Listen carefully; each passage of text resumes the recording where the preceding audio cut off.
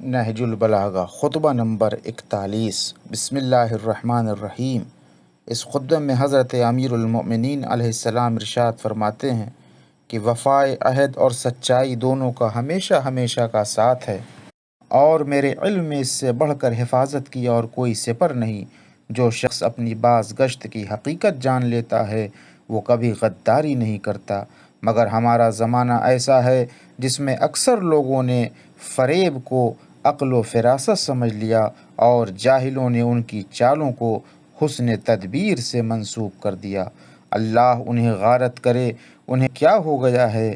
وہ شخص جو زمانے کی اونچ نیچ دیکھ چکا ہے اور اس کے ہیر پھیر سے آگاہ ہے، وہ کبھی کوئی تدبیر اپنے لیے دیکھتا ہے مگر اللہ کے اوامر و نواہی اس کا راستہ روک کر کھڑے ہو جاتے ہیں تو وہ اس ہیلا و تدبیر کو اپنی آنکھوں سے دیکھنے اور اس پر قابو پانے کے باوجود چھوڑ دیتا ہے، اور جسے کوئی دینی احساس سد راہ نہیں ہے وہ اس موقع سے فائدہ اٹھا لے جاتا ہے۔